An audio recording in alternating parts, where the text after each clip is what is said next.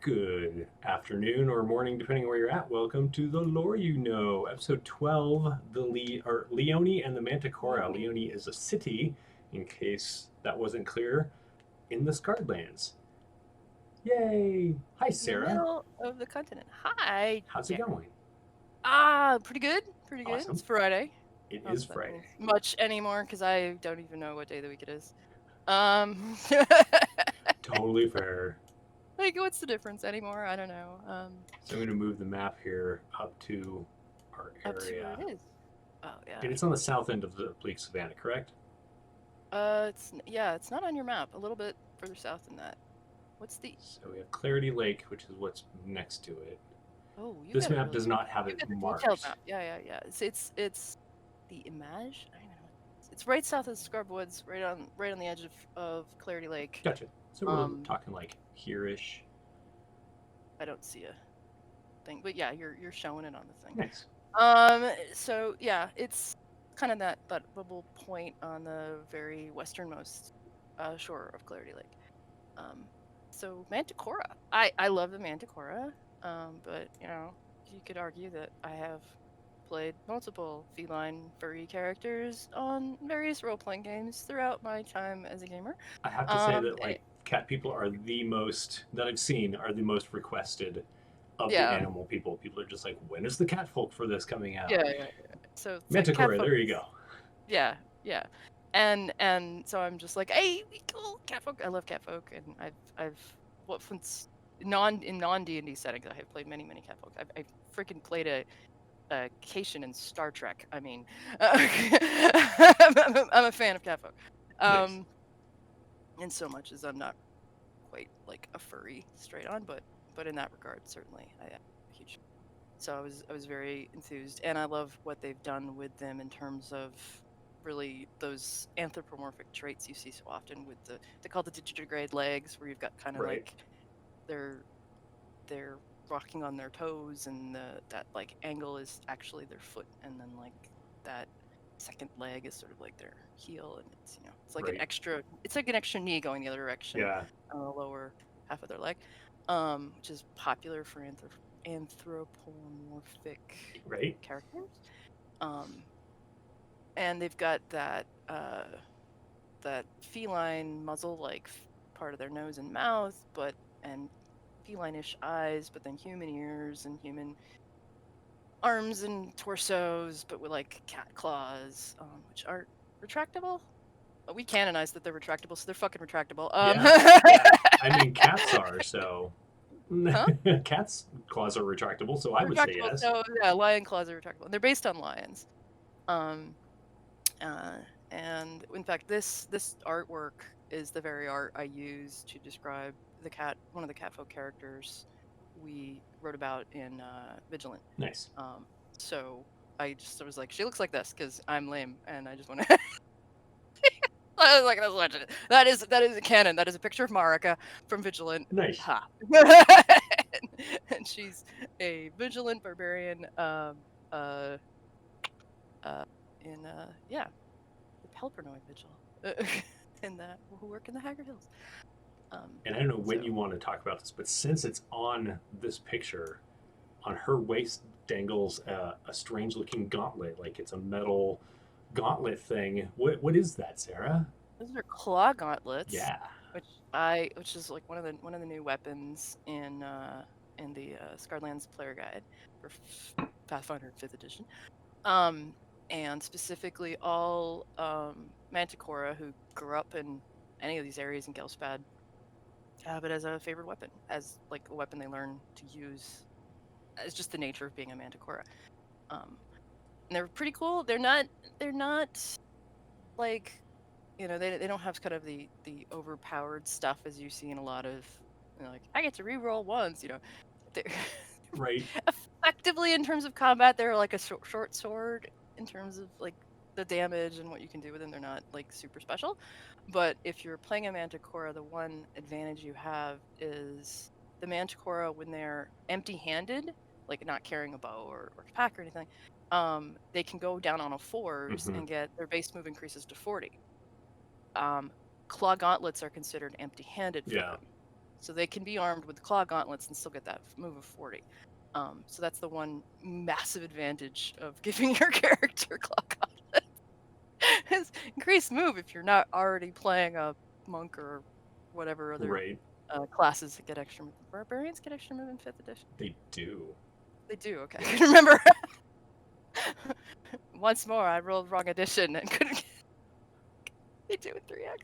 You Yeah. always just say that. Just be like, hey, in some edition, this is true. So Some edition, it's true. depending on what you're playing, this Yeah, may just or don't may ask not me be about true. just don't ask me about 4th or 1st edition, because those are the two I don't know. I don't know anything about 1st and 4th. I only know 2nd, 3rd, and 5th. That's totally fair. Those are the ones you should know. So the book that just came out, depending on when you're watching this, it just came out 2 days ago. 2 days ago. Yeah, Yeah, Wednesday. is Leoni. Which is basically why we decided to talk about Manticora this week, I think. It just ended up working well. Yeah, and that's the cover art for that. Yeah, picked it up. It's a short book, but it's part of an overall longer book that they're just putting on a chapter every couple months, called Vigil Watch, and I love this book mostly because I'm in the thanks. I'm in the special thanks sections. It's like I'm not in the special thanks section of Youngmans, but I am in Vigil Watch. So I'm like, it's a Vigil Watch thing. My name's in it, kind of, because of the timeline that we put together for Scarlands, and we're now actually working on the Scarlands wiki. No surprise, given Yay! How much we're talking about it. We've been actually updating the wiki with a lot of the information we've been kind of delving into. But yeah, I picked up this book Wednesday. I love it. I particularly love one of the pieces of art. How do I phrase this? This piece of art is fine. I don't have a problem with it. Well, I have a couple problems with it. It's good. It's nice art, but I love this piece more, the one you just put up, because I think it's more indicative to what I picture the Manticora looking like. Because the other piece, they have like pointy elvenish ears, and they're described as having round ears. I'll go back just to see their ears in this one. Yeah, to compare it to contrast. Where are you? There you are. I think they look more like lions in this one. They are supposed to be tawny, lionish, paler fur. The female Manticore have more fur on their faces apparently, but and the male Manticore have bushier hair. They're based on lions. So for the background, we didn't talk about that yet, although we've kind of alluded to it before. Yeah, maybe we should show the original Manticora first. Yeah. Oh god, this monstrosity. Yeah. There we are in all our glory. The art that I really don't like. So I got to go back in the history of what the Manticora are. So back in the 3X days, this is all we had. The Manticora were just this monster mentioned as, like, you might run into these in the Blood Steppes, or in other wastelands of Scarred Lands. They're raiders and barbarians, and they'll attack villages and send your PC adventurers off to fight them. And they were just a monster, and that was it. And there wasn't much of a description. They were described as Vangals. This race that Vangal made, and really the only one that was talked about in any detail, and I probably didn't grab a picture of her, but was Vangal's Herald.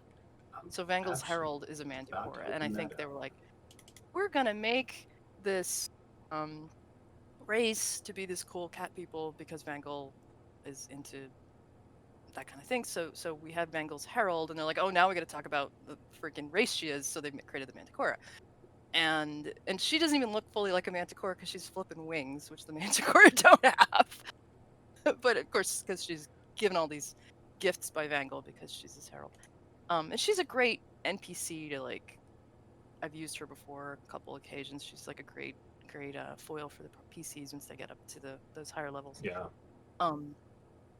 So I think she's a really interesting character. But this is really all we had back in the 3X days of the Manticora, and they weren't honestly very interesting. And other than her, I never really put any thought into them, whatever, because you had that other picture, and they're kind of just another monster. They're really, I don't recall them having playable stats that were, if they had playable stats, I don't think they did, and they weren't very interesting. So to me, it wasn't even something I considered as a playable race. It was just like, it's just a monster, blah. And the only thing unique about them is they were not really a Titan spawn because they were created by Vangal. okay, they're a Vangal monster. It's like, okay, they're still a monster. It wasn't a big deal. And then the Termana book came out a little bit later, and they did introduce a playable catfolk race called the Teleri, which was set up as a playable race if you bought the Termana book, which like 3 people did. I have it. Yeah. So the 3 people are you, And, me, and Fran. no, well, she's my copyist.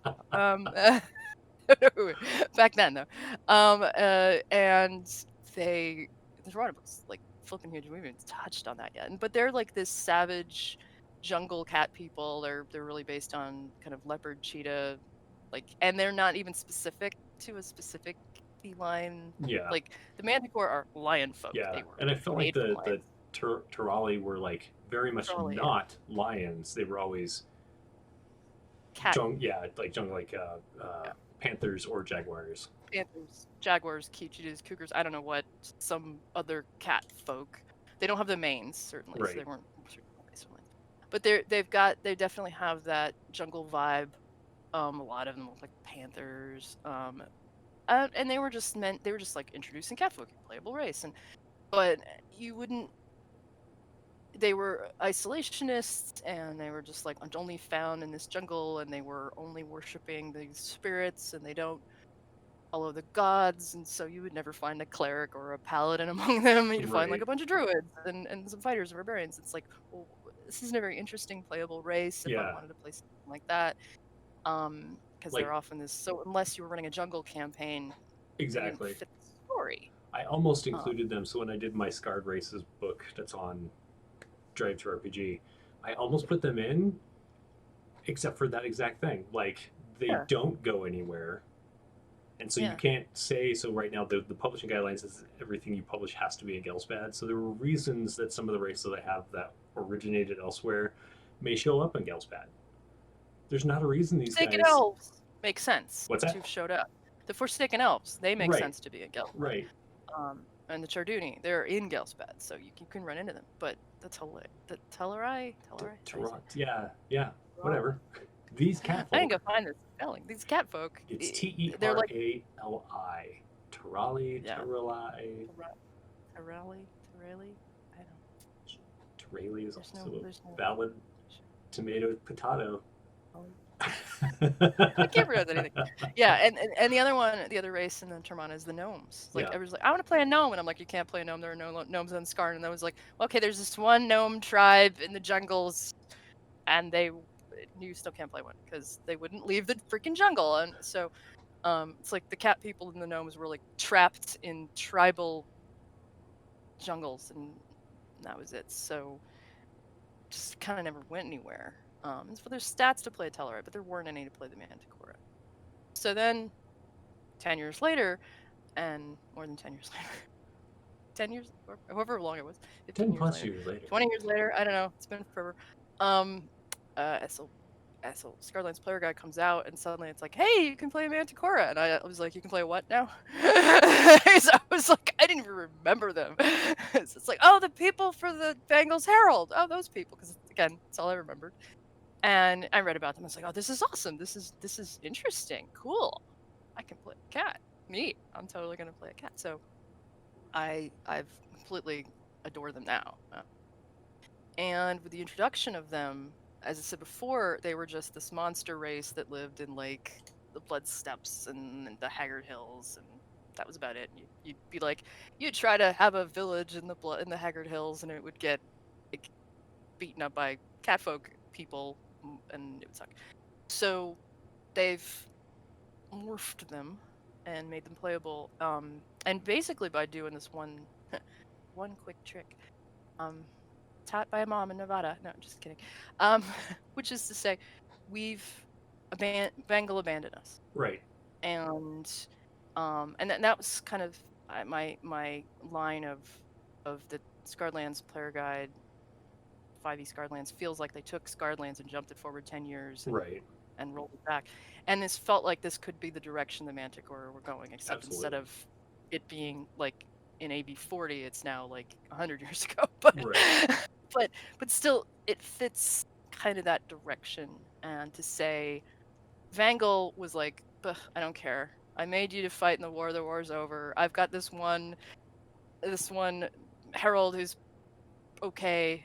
She screwed up actually, so I'm not even working with her anymore. I'm more working with this immortal barbarian Ravager in the plains of Lead, and so she still kind of works for me every once in a while. But I don't really care about the lion people anymore. And the Manticora like, God, worship followers, spells, magic, clericry, something, anything. And so they found a different god to follow. Right. And a small handful of them went off and followed Hrinruk, which is how they're described in the original 3.5, is Vangal abandoned them and they went to follow the Titan of the Hunt, which is why they're evil and monstrous. And that's the case for, I would say, and I don't want to call the Manticora redeemed or unredeemed because they're not Titan spawn. Right. Emphasize this fact. They are one of the only races on Scarn that is arguably in no way whatsoever Titan spawn. Except like the lions themselves were made by a Titan at some point. Right. But they were created by a god. You cannot call them Titan spawn. So to call the Hrinruk worshipping ones unredeemed, like they're Titan spawn in the sense that they follow a Titan, but they're now in the new setting a very small minority. Right. And you're only gonna find them in like some of the wastelands, like the bleak savannah, and they've gone off and run off to hang out with the proud lion centaurs. So, yes, there's yet another catfolk race on Scarn. Because it wasn't enough. And we talked about the lion centers and the plains of Lead. They're also found in the bleak savannah, and so there's some. The rest of them, the vast majority of the Manticora worship Tanel now. So handful worship Hrinruk, slightly bigger handful still worship Vangal, and then I'd say a good 60% maybe worship Tanel, or don't really worship anybody, but follow the culture of the folks who worship Tanel. And she's the goddess of the hunt. It maps them better than anybody else. Yeah. And so Manticora clerics almost always universally follow Tanel, and there you go. And they're very much a divine race.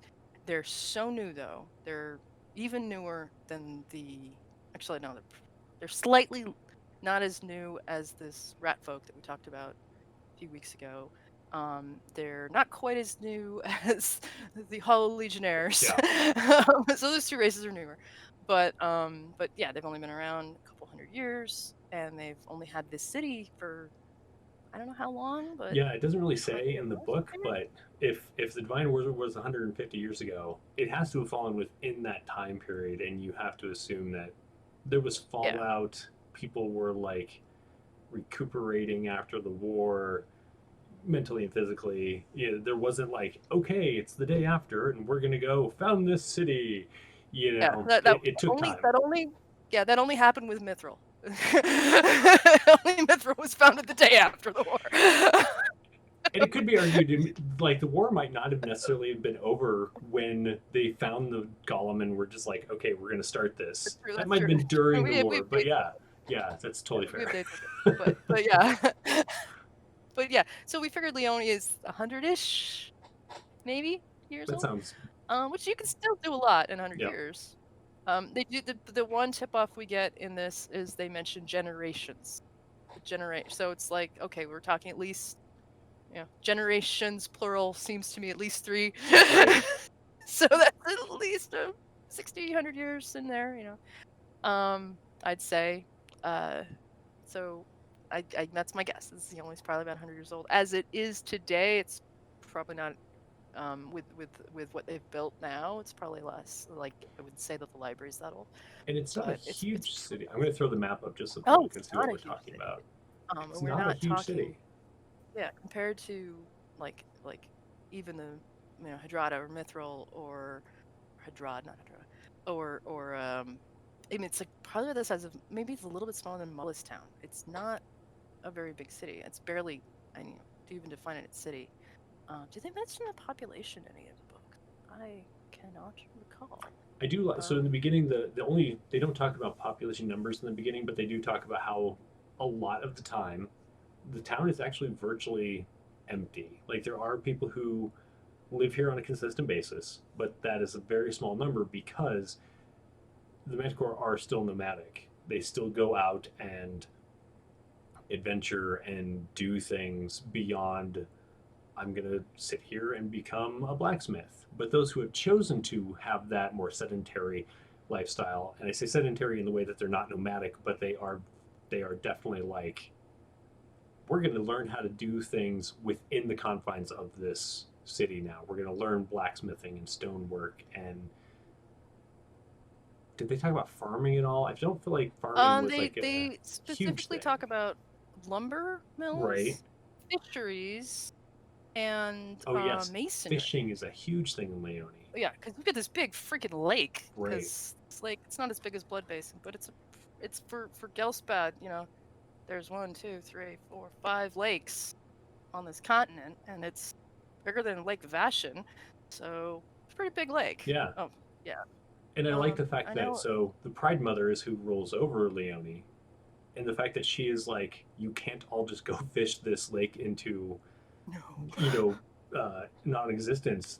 You have so many people that can go fishing at a time. We're not going to break our economy. This is how it's going to be. And Which I like how it implies that talks something about had happened. right That like. that taught her but that. honestly, yeah. But honestly, they lived in the Haggard Hills, so this doesn't surprise me at all that they're pretty. And despite we're about to contradict this in a minute, but that they're fairly like be careful about ecology Yeah. because the Haggard Hills has got nothing can grow there, and that's where a lot of the Manticore communities actually are. Migratory communities are through that region, scraping what little they can find. So, and which is why they're pretty much nomadic, because you don't really settle in the. They came from the Blood Steppes, which is now just this ravaged wasteland that you don't really settle in because, frankly, there's nothing good there. It's all poison land Right. and nasty stuff and monsters. And then the Haggard Hills, there's way fewer nasty stuff and monsters. There's a handful, but not as nearly as many. But you can't grow anything. That everything, all the bacteria is dead. Everything died, and you can be like, we found this ruins of an old town, so we can have some houses, but you can't grow anything, and there's nothing to Right. hunt. So unless you find some passing bird, there's really not much out there other than slowly coming back, but like so slowly, it's agonizing. So a lot of them wandered into the perforated plains and the bleaks, and well, not the bleak savanna so much, but the perforated plains. And so you get some Manticore up there, but again, wasteland, not far from the Blood Steppes, and sort of lots of monsters. It's just a dangerous place. And given their reputation of rabid hordes of Angle, no one Vesh isn't gonna welcome them. Right. It's not like the Ganges, the elves are gonna be like, yeah, sure, move in, catfolk. No, they're like, no, you were ravaging Bengal followers. So it's taken a long time for them to slowly build up. Yeah. And the fact that there are Change their still reputation. those ravaging Vangal followers out there. So like, Followers. Yeah. yes, there is a large group of them that are like choosing to try this new direction. But then there's those that are still running around attacking adventurers and in convoys and stuff, and they're just like, "Hey, you're ruining our reputation." Yeah, what little reputation we've slowly built. Right. So they're making inroads with the elves. They're making inroads with some of the other ones. But honestly, the only folks they've found to be staunch allies are the orcs of that we talked about a few weeks ago of True Drogna, because, and I think for the same reason, the orcs who once were rabid, not followers of Engel necessarily, but rabid Titan spawn who have changed their ways, who have changed their reputation, who are trying to be like, now we follow the gods and Denev and blah. And there's such a tightness and closeness between Tanel followers and Denev followers that there's a lot of overlap there. There's a lot of, the way I look at it is, it's the ranger druid dichotomy. Like rangers and druids are almost always friends, and druids follow Denev, and rangers tend to follow Denev or Denev or Tanel. And they hang together a lot of the time. So I think there's this natural inclination for Denon followers and Tunnel followers to be friends. Totally makes sense. So the only location, even though it's 700 miles away, is the Orcs city, which has a whole mountain range between them. So I don't know how that works. Teleporting? Maybe there's a teleport thing between the And two if you cities. watched Probably. any of the Scarred Land stuff on Twitch lately on Onyx Path or Plastic Age plays, teleportation is a huge bonus when trying to get around Scarred Lands because it's huge. It is huge. Huge. It's also dangerous. Yeah, Stupid dangerous. that's It's fair. like wandering monster tables. It's like they're the old classic 3x wandering monster tables. They were 2 pages long, and that was just like, here's some ideas. But yeah, you just constantly run into horrible monsters and shit.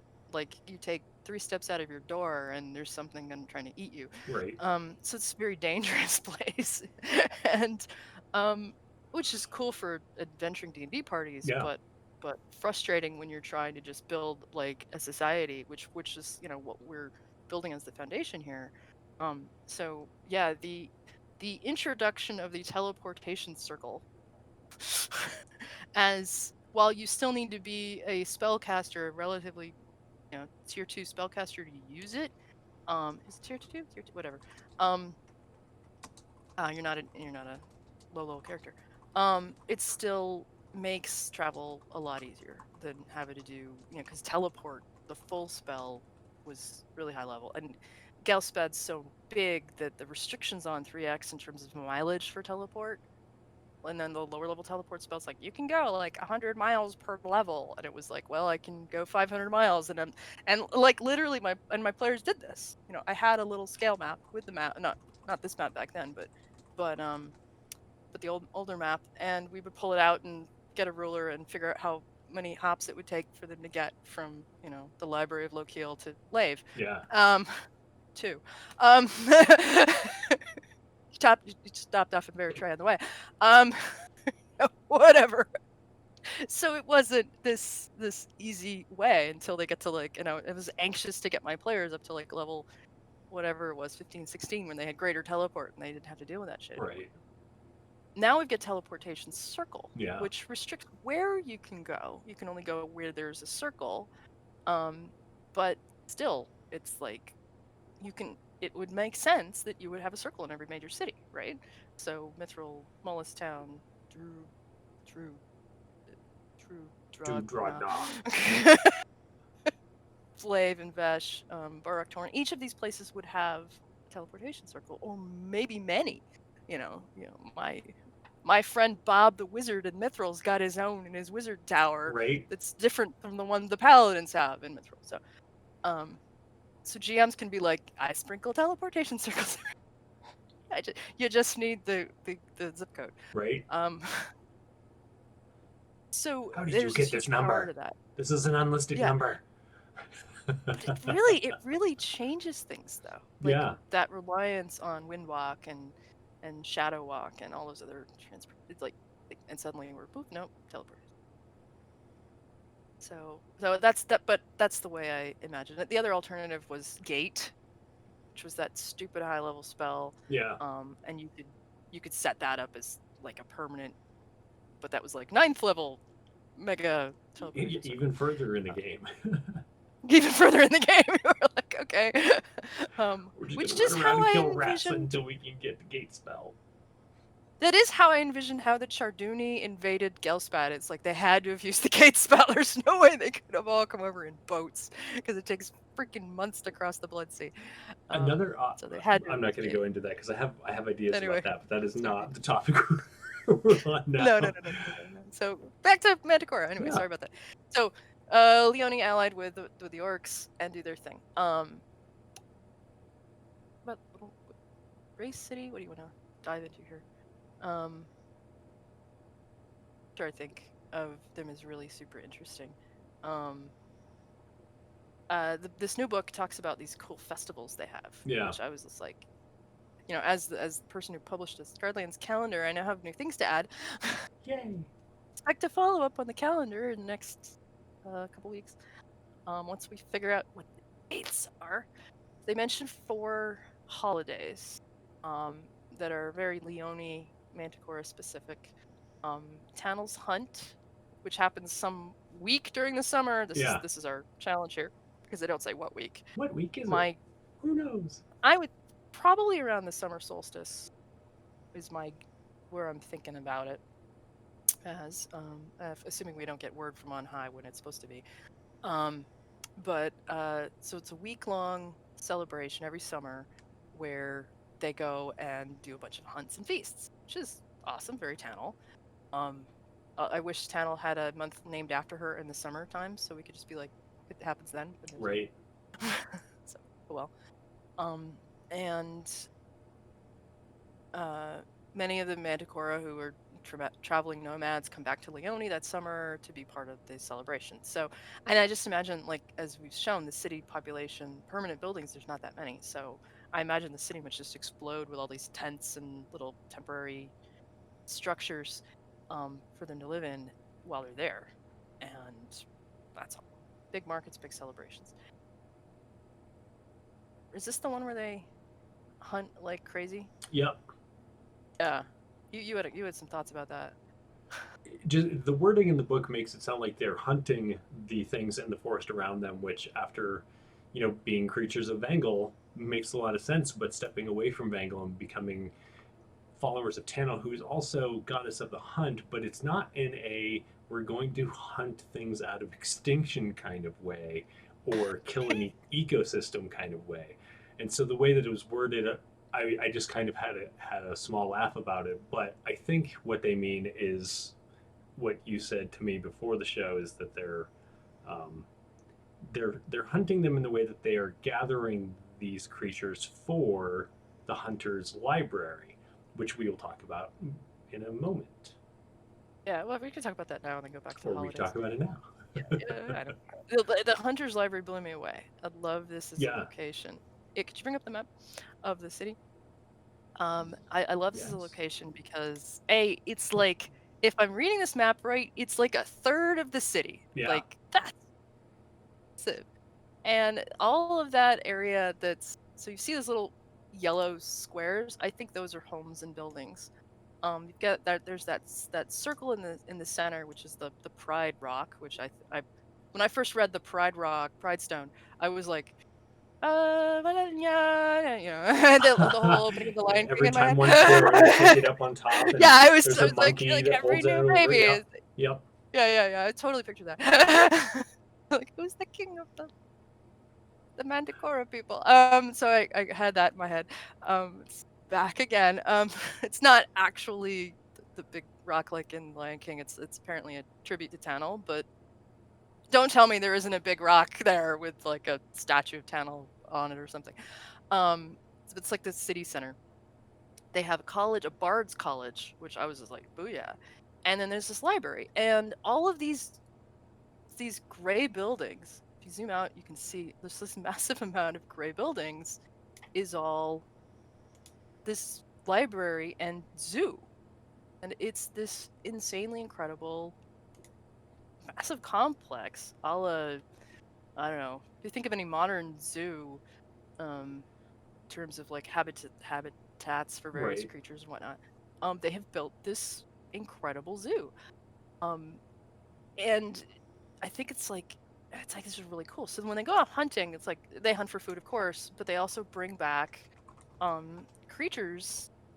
Hopefully, they're not super dangerous ones, and put them in these exhibits to be like, here's things of Gjalsbad that we know live in various regions, and then they've also collected books and artifacts and weapons. Like there's this huge hall of weapons where like every custom weapon of like all the different cultures in Gjalsbad are hung up with like placards describing how they were. So you can imagine walking in this room of weapons and being like, there's the thing that the legionnaires use, and there's the thing that that the using shells are, and it's like here's the whips from these people, whatever. And like it basically would be like that weapon guide in the SLPG as on a wall. Right. Which I think is awesome. I love this stuff. And then there's all this stuff in the zoo. Um, and of course, it's like, okay, we've got some elks and we've got some bunnies and a snake or whatever.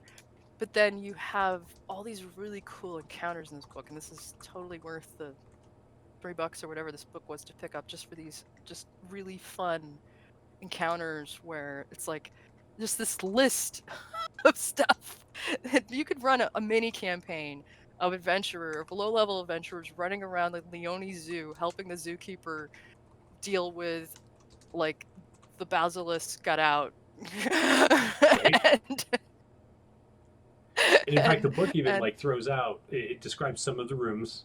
The basilisk one is one of them, and it throws out some yeah, ideas. It's like, here's some story ideas. So if you're a DM that's in a hurry for something, it's great because it's like, here's a plot idea for your game tonight. sounds like so much fun.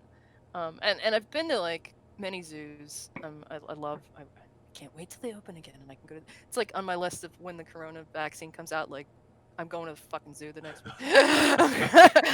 Like we're going to the zoo. I love zoos. Especially ones where they got more natural habitats, Yeah, not just like we put a panther in a box, because that's horrible. But um, that do restoration, that do um, uh, well, husbandry and things like that. I think it's wonderful. Um, and I just love this idea of you could go here safely and actually go see some of these more dangerous animals yeah. in a safe environment. And like, how do you view a basilisk without turning too stone? We have a lot of It's in mirrors. the book. The book, yeah. So there's these really cool things where they've got and a bunch of Scarnland specific creatures too, which I think Yeah. is really fun.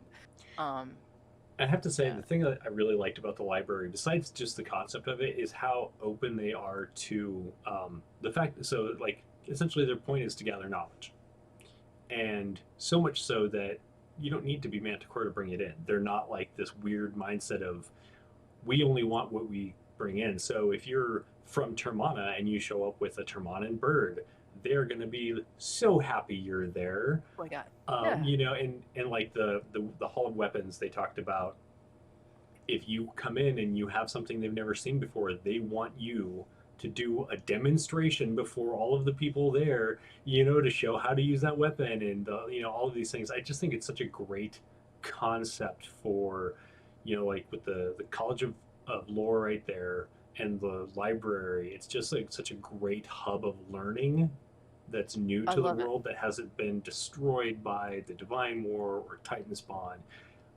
It's awesome. Yeah, I love it. And the reason I wanted to talk about the library before we talked about the other holidays is because they fed into that. Because one of the second holidays they mention is the Night of Chronicles, which is apparently 4 times a year at the beginning of each season, where they get together and tell stories. And a Yeah, lot of this is based on this lore that they've been gathering from all over Gelspad and presumably all over the world if they can. Um, and it goes into that college of lore, that Bard College. They talked about they touched on public schooling and whether there's public schooling and in in general in terms of and I actually asked Travis this yesterday. It's like, what is the concept of tech level on Gelspad? Are there things like social services? There are fire departments and in various cities. Are there public schools? And to go with kind of the in terms of technology level, we're above Scarnlands in terms of at least urban areas is above medieval. We're not talking dark ages here. We're talking what I've found is called the age of sailing. You have three-masted ships. You have it's sort of, I think, era of Columbus ish, kind of in terms of the sail at least. But we've also flying castles and teleportation and fireballs and magic missiles and all this other stuff, which completely mucks with technology levels. So, um, do they do how does urban infrastructure work? yeah, So it's like so schooling, which is where I was going with that. They still do like homeschool and apprenticeships right. and things like that. So you're not going to find the school marm in the public school a la, you know, 1800s and on in Western Earth culture. But you would find colleges and universities and schools like that, and they are described pretty extensively. There's one in Town, there's one in Bridge City, there's one in there's a bunch of them anyway, and there's one here in Leoni, which I was just like, cool, dude, the Manticora have their own school, awesome sauce. But it's specifically a bard school, which I thought was really cool. And it's not restricted to Manticora, although obviously Manticora would be vastly the majority of the people studying there. And I think part of it, because they are such a new race, new culture, that their tradition is all oral. And which is interesting because they have this massive library with all these books, and yet their tradition is oral. They don't have their own written language. They've just used other people's written language, because why would they bother to create a written language as a species that have been around less than 200 years? Yeah. You don't bother with that. It's like, oh, we'll just steal the one the elves used or whatever. Which I personally love, because the concept that every single species has a language is just so weird to me. And so for this newly spawned race, essentially created by Vangal during the war, just before the war, during the war, why would they exactly? Why would they? They're just like, okay, we don't want to speak what everyone else is speaking. Let's come up with something new. That doesn't make sense. They do have the Manticora language, but it's really more of a dialect off of Lydian. So, like, as with any Lydian root language, if you know Lydian, you have a chance of knowing what that. So, the way I picture the Manticora language is probably mostly Lydian with a bunch of cat growls thrown in. Because like it's so like borrowed words from that, but it's like Lydian root based, Lydian alphabet. Most of the books are probably written in Lydian, and they don't write Manticora. If they're going to write something in Manticora, it's probably going to be all phonetic and Lydian, because they don't have kind of a written spelling concept of Manticore, because it's again an oral tradition. So Bard College tells stories, and I love that. I love that you can easily picture this in the early days when they were first made. They were used to that pride lion thing, bunch of lions sitting, all of the Lion King. The Lion King is just easy. It's like the easiest. Like, it's like, how did it work with, how did Simba do this? Right. It's like, and so you can easily picture a bunch of, Simba talking lions sitting around a Pride Rock, hashing it out about, tell me about Mufasa, Simba. And then just graduate that up to, now we have fingers and we can stand on our hind legs and build a fire. Right. But we still tell me about magic Mufasa, missile. Simba. Yeah. What was that? And cast magic missile. And cast magic missile, yeah. Yeah. So that's like kind of the way I would picture the next step. It's like, okay, now we start building cities and tents. And I love that. I love that, like, that next step, and that they're so bards seem to be like the logical step in terms of how they share their culture and storytelling and all of that information. So of course they have a bard college. Awesome. Right. And I love it. I absolutely love it. So I think it's neat. Anyway. I'm gonna play Manticora, but it was like a couple weeks ago I was like, I'm gonna play Slytherin next time. It's like, no, I'm gonna play Manticora. Keep talking about this. We do make our own decisions difficult, don't we? We do. We do. Okay. Oh, other holidays. There's a couple other holidays they mention here. Pick up the book to learn more about that. Yeah. But I do want to call a little bit of attention. I won't tell too much about it, but Harold's Folly was probably my favorite holiday, because it isn't in celebration of Vangal. It isn't in celebration of Vangal's Herald, but it is a remembrance holiday that Vangal's Herald. I'm going to bring her art up again. Let's see, where is she? This is the fuck you Vangal holiday. Yeah, pretty much. Crap, where did I put that? There you are. So this is Vangal's Herald, who doesn't even get a name. She probably had one before becoming Vangal's Herald, but she dedicated her life to being, she was created by him in this form, and she dedicated herself to him. And I can't remember what year that was. It was was pre-war or post-war, where she went to fight um, the other guy that I can't War. think of his Yeah, name, Galder. That was post-war. That was post-war. and got Yeah, she owned. fucked out the She got Japanese. Yeah, just he beat kicked her up, ass. right? Yeah, And yeah, so he didn't kill her, and she, slinked off and survived, and essentially got abandoned by Vangal, which is what happened to the Manticore in general. Galder But then is she was like, no, no, I need to take back this place that I had in Vangal's view or whatever, this like position of in his hierarchy. And so she went and did all this stuff to get back in his good graces, and he did take her back, but took away her will. She is now literally, she can't raise her sword without being told to. She can't, she's his puppet now, and I think he appreciates that. But what a terrible existence. And so it's such a great holiday of remembrance of what not to be for the Manticora. That's why they chose Tannel and not Vangal. yeah. So Which I think is absolutely great.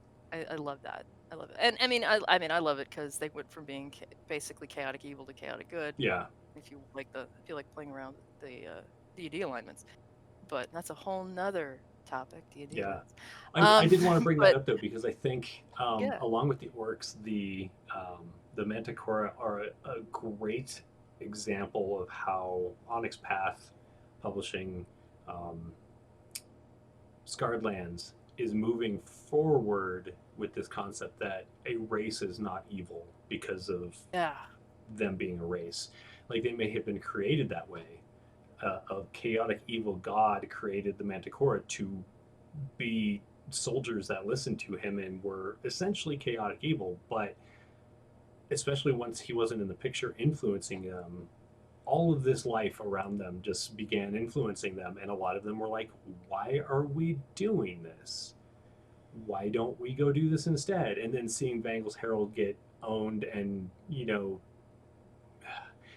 I don't know what to call her situation. I know there's a word for it. I'm just not thinking of it. But like, it's not an enviable place to be, No. and they learned from that, and like, so obviously they have willpower. They have this choice, and fifth edition and the Pathfinder update has shown that they went from being this created race that was evil to being whatever they want to be, because there are the chaotic evil ones that are off worshiping Rinruk for whatever reason.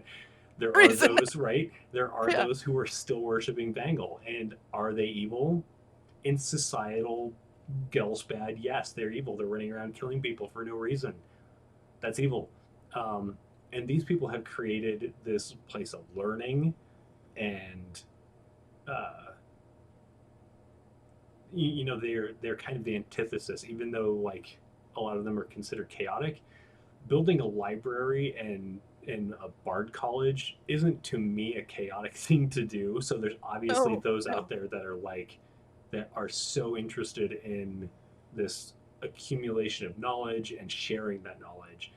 And it's such a great example of how you take from older editions to the new outlook that I think a lot of people want to see in D&D, that even if you were created evil, you don't need to remain that way as a race. Oh, I just wanted to throw that I out mean, there. yeah, to me, and I always talk about that when I talk about different. I mean, even before any of this stuff, back when I was running D&D 15 years ago, um, it was always like this is a evil culture, but not necessarily Right. doesn't mean like back when I was running Scarlands in the 3X days, be like, oh, I want to play somebody wanted to play a Drendalia, I'd be like, okay, you come from an evil culture, but it doesn't mean you have to be. Um, and that kind of drawing that line is so what is that in terms of that aspect. I mean, and even when we got into stuff like the only uh species, races, however you want to call it, that are alignment restricted are the fiends and the celestials. And it's like if you're a demon, you're chaotic evil, you have no choice. If you're a devil, you're lawful evil. If you're Right. an angel, you're good. Um, and you can't be anything else Yeah. because it's in your core. Yeah. Um, and if you are changed, it's such a dramatic, crazy thing that like Yeah, like I and love the then and but stories of then like the creature that yeah, is a set thing that can change, that makes the choices yeah, throughout their life to change into something else, but that literally changes them from being a fiend of whatever. They can't be a fiend and yeah, be this, and so they're changing their literal makeup to become this neutral or good thing or whatever it is that they do. exception. And as a DM, then you get to decide what is that new thing, and that's great. That's what D&D is all about. But I to, mean, to say that a typical player race, you're evil, that just doesn't make sense to me. yeah, no. Well, and I agree. I don't go back to blaming Tolkien. The orcs are evil. Um, and, and and so I like mean, I could sit here and say that the orcs of Tolkien were all evil because it was such a small society. There was like no, how were they going to make the choice to be like, I don't want to do this anymore? They were you see literally a female created. orc. They're It hatched out of a goopy right. slurry, Yeah, to me, like orcs are less a race so much as a construction, like a construct Yeah. or Well, I mean, of token. Yeah, Tolkien describes his orcs as elves that were originally, back before Saruman got his hands on them, as elves that get twisted and darkened and right, into, blood or whatever. But Tolkien, we've gone way past anything he did. We thank him for giving us, spawning the ideas and how right. we've changed death of the author. We've gone beyond Tolkien so It's far. true. It's true. Still love Lord of the Rings, great movies. And D right, But and D&D has gone beyond itself. Like it is so definitely oh not what it used to be when it started. But this is a whole definitely. nother conversation. One that we'll But have yeah, someday soon. I do love playing with alignments though. I mean, it's like that's to me is a thing. So I that's how I adore what they've done with the and we added 2 Manticore characters in Vigilant that I wrote up. Marika, who's a barbarian, and Moreri, her brother, her what did I call it? Her uh, they were in the same Litter?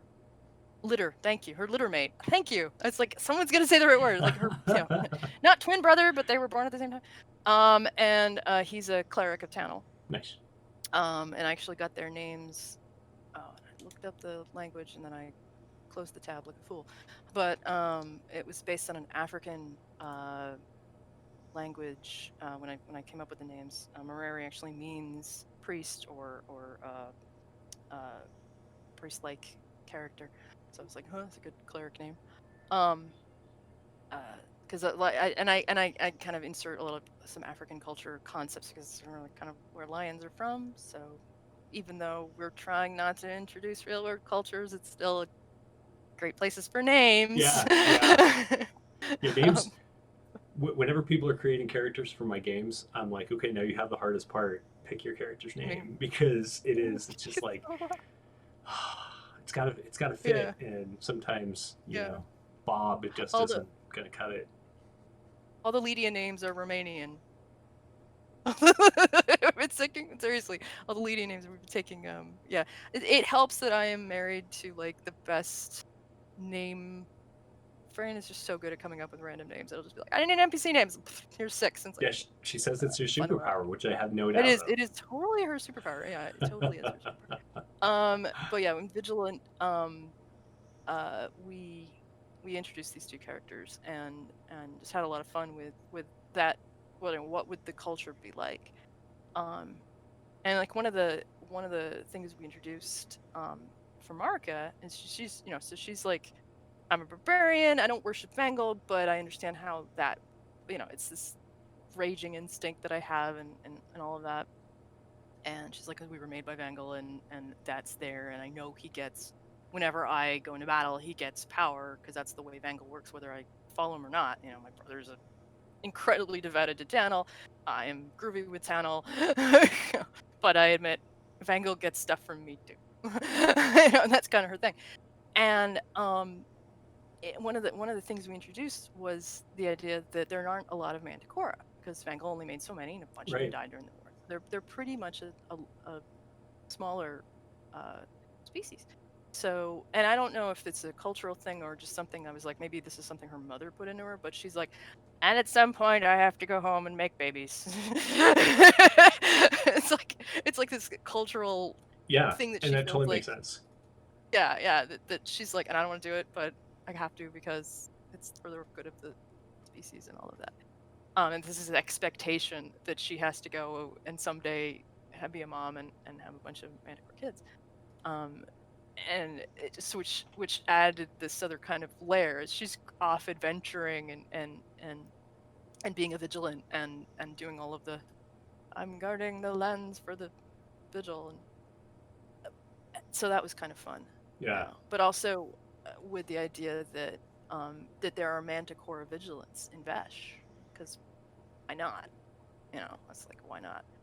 The Manticora are Titan spawn. Vesh would be good with that. They follow Tannel. Tannel's huge in Vesh. She's like one of the major gods. It mapped to me that not super common, that there'd be a lot of Manticora yeah. vigilance, but a handful. Why not? So, and in so much that there'd be a handful of orc vigilance. I could not explain why there'd be any rat folk Flurin vigilance though, because that just did not. No. Does not No. track. Does not track. Does not track. If you're playing a rat folk vigilant, you are the first. Period. Period. So yeah, so we created her and her brother, and they're some of my favorite characters that we made for Vigilant. They don't show up until like toward the second half of the book, but pick up Vigilant. I hear about that. So I get to do a lot of kind of route based stuff, but only hinted at what Leoni was like because we didn't have the description back then. Yeah. And now I'm like thrilled that we've got this. Hooray! Hey. I'm excited to see what else Vigil Watch comes out with in the coming months. Like they're every other month, offset by Yugman's. I think Yugman's has 2 more. I'm not sure how many We were more. wrapping them up. What's that? I thought we were coming close to like this. I feel like it's getting close. Yeah. So I think Yugman's has 2, and I don't know if Vigil Watch has 1 or 2 more, but excited to see what else comes out. We haven't seen. I just know we haven't seen the Minotaurs yet. So until we've seen the Minotaurs, it's true. There's more books coming. That's because I know that's it because you've been playing one. I was excited to see the Spirit Walker Sorcerer came out in last Yugman's, I think, which is what Monarch in Miss Matchmaker's his class is, and it's such a great. It's a lot of fun for me, like having invisible friends and stuff that no one else can see but are actually there is for me just so much fun. But anyway. Oh yeah, that's a whole other topic. Anyway, I don't think I have much more to say about the Manticora. I think we pretty much covered it. I think we pretty much covered it. Yeah. In the near future, we will do Calastia. We've been talking about it. There are also several races that we haven't covered. Legionnaires we have to cover. What's that? Got to do the Legionnaires. Yep. And the way we were doing, we were going down the one side and I think coming back up the other. So it might be a bit. We've kind of done now. Yeah. We haven't covered the Ganges elves, but there's not much to say. It's like they're what else? Yeah. I don't think they need their own chapter. But there's a couple of little places we've skipped over, but and the Asathi. Yeah. That's a whole giant, like, oh my god, like Asathi's as bigger than the freaking Slither. And we'll try and keep that in a 2-hour episode. If not, we'll do two episodes for it. Yeah. So we got those. We got the Hollow Legionnaires, Calastia Empire, Shelzar, which could be its own. Yeah, story, Shelzar, Holofaust. Holofaust. So a lot more in the days to come. Oh, and the Ironbread.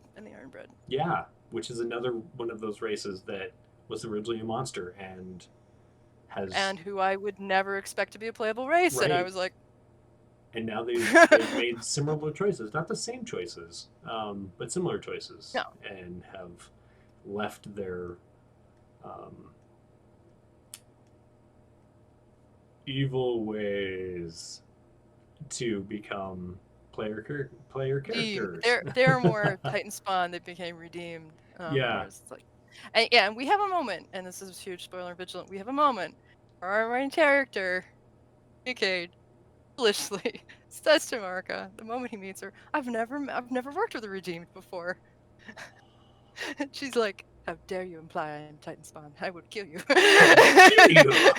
It takes a while for them to become friends as a result Yeah. of that big faux pas. Yeah. Not a good way to start off things. So. Not a very good way at all. Not a very good way at all. She was very upset with him for that one. It's like, I am not a Titan. You are a Titan spawn. You were probably made by Deneb or something. I was.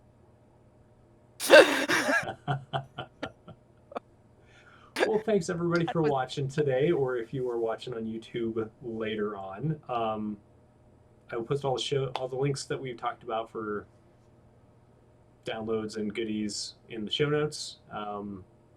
And Sarah, why don't you tell us all about yourself? I'm Sarah Stewart. I wrote this book that I keep talking about, that I won't stop talking about because I love it so much. And we are working on the sequel. And we're also with the calendar for Scarlands and worked on three other pieces that are up on Drive Through RPG, all about the Blood Sea and playing pirates because pirates are fun. Yeah, pirates. You can find me at morelikethisindustries.com. I'm probably most easily found on Facebook. If you find that on Facebook, or Sarah Stewart. Nice. And yay! And you are? I am Jeremy Hochhalter, and I own this book that Sarah keeps talking about. You've been completely spoiled on. You're gonna be like, right? Where's Mark? I publish on Drive Through RPG and DM's Guild. You can find me by searching my name, and I also put links for that. I'm on Twitter at WHPubs or Facebook at WH Publications because I can't seem to keep things the same for some reason. And on Twitch, I am also WH. I think Twitter, I was just worried about having a long handle, so I was just like, WHPubs works. More like this too on Twitter, but I haven't been. I stopped tagging you on there because I don't use it. I find Twitter annoying. Really, you can find both of us on Mondays on Twitch at Plastic Age Plays, where we're on Travis Legg's show, Scarlands, Myths, and Matchmakers. What else do I do? Hey, we're doing this for charity. What's that? Next Friday, charity. Next Friday, we're doing this for charity, right? Next Friday. Yeah. So I actually don't have like the specifics on this yet, but we are planning to do next weekend. The entirety of the weekend is a 72-hour stream hosted by Trick, who's also on Mondays with us in Myths and Matchmakers with us on Mondays. Yeah. And we're gonna do a 3-day for Bail Project. The Bail Project. Yeah. .org. 3-day stream, and we're gonna be doing a special episode of Lore on Friday.